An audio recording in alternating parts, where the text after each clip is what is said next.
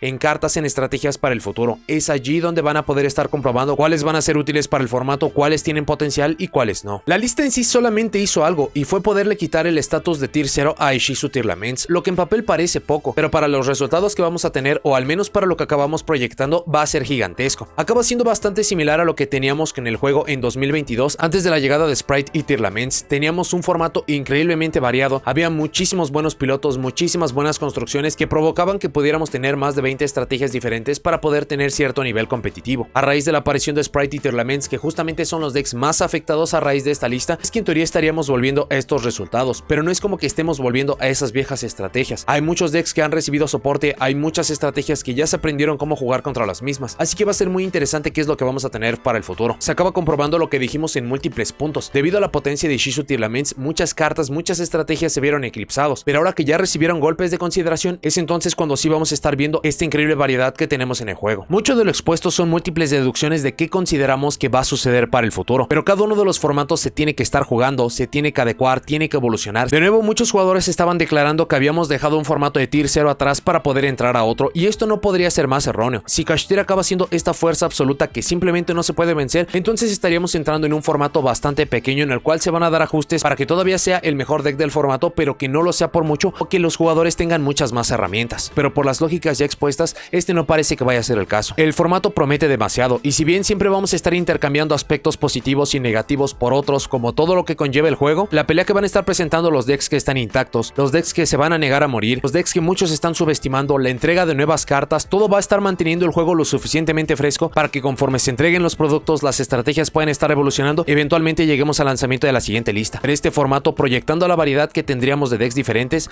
promete muchísimo. Pero bueno, eso es todo lo que tengo para este video. Muchas gracias por haberlo visto. Déjenme en los comentarios qué les parece la entrega de esta lista. ¿Les gustó? ¿No les gustó? ¿Qué movimiento consideran que hizo falta? ¿Qué movimiento consideran que fue un error? ¿Creen que hemos visto el último de Tearlaments, que todavía seguirá siendo el mejor deck, o que será una buena opción pero no el mejor deck del formato? ¿Y cuál o cuáles consideran que van a ser los mejores decks para el formato que está a punto de comenzar?